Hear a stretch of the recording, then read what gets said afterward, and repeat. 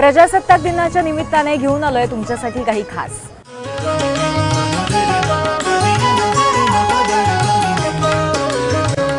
आजच्या दिवशी पद्म पुरस्कारांचं वितरण केलं जातं। मानाच्या समजल्या जाणाऱ्या या सोहळ्यासाठी यंदाच्या वर्षी कोणत्या महिला मानकरी ठरल्यात पाहूयात। The way that would position things as Malik is going for it in the last few seconds here.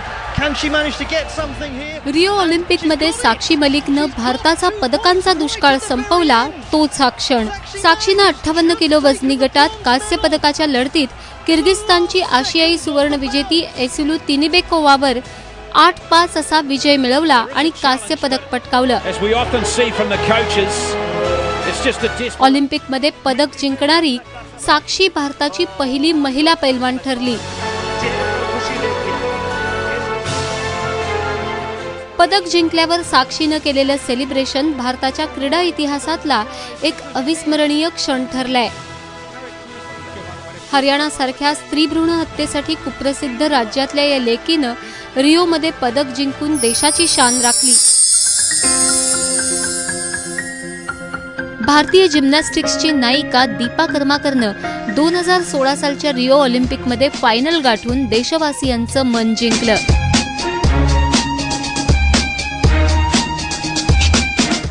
Rio ऑलिम्पिकमध्ये आर्टिस्टिक जिम्नॅस्टिक्सच्या वॉल्ट प्रकारात दीपाचं कांस्य पदक अवघ्या 0.15 गुणांनी हुकलं। दीपानं वॉल्ट प्रकारात 15.066 गुणांची कमाई करून चौथं स्थान मिळवलं। पण दीपाची ही कामगिरी भारतासाठी ऐतिहासिकच ठरली। दीपा कर्माकर ही ऑलिम्पिकच्या इतिहासात फायनलमध्ये धडक मारणारी पहिली भारतीय जिम्नॅस्ट ठरलीच, शिवाय ऑलिम्पिकसाठी पात्र ठरलेली ती पहिली महिला जिम्नॅस्टही ठरली।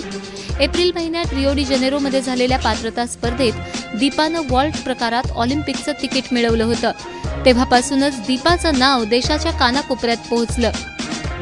त्रिपुरासारख्या ईशान्य भारतातल्या छोट्या राज्यापासून रिओ ऑलिम्पिकच्या फायनलमध्ये चौथ्या स्थानापर्यंत दीपानं मारलेली झेप पदका इतकीच मोठी ठरली। भावना सोमय्या हे पद्मश्रीच्या यादीतलं अजून एक नाव। भावना या फिल्म क्रिटिक म्हणजेच चित्रपटांचं समीक्षण करतात। त्यांचा या क्षेत्रातील अनुभव हा 35 वर्षांपेक्षाही अधिक आहे। त्यांनी त्यांच्या करिअरची सुरुवात 70च्या दशकात केली आणि त्यानंतर अनेक मासिकांसाठी सुद्धा त्यांनी काम केलंय। त्यांच्या आतापर्यंतच्या कारकिर्दीत त्यांनी 12 पुस्तकांचं लिखाण केलं असून 5000 पेक्षा जास्त ब्लॉग्सचं लेखन केलंय। सध्या त्या 92.7 बिग FM या रेडिओ चॅनेलवर फिल्म एक्सपर्ट म्हणून काम पाहतात।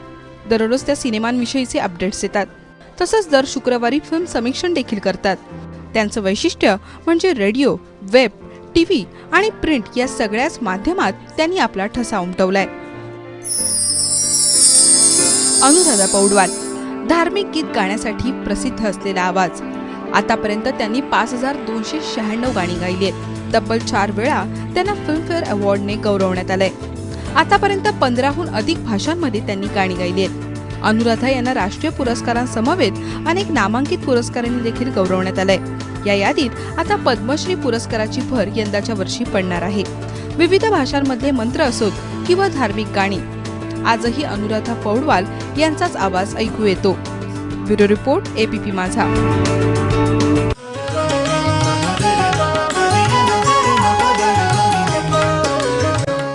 आजच्या विशेष भागामध्ये आपण इथेच थांबूया। तुम्ही आमच्या www.abpmaza.in या वेबसाईटवरती लॉग इन करून तुमची मतं आम्हाला नक्की कळवा। आज आपण इथेच थांबूया।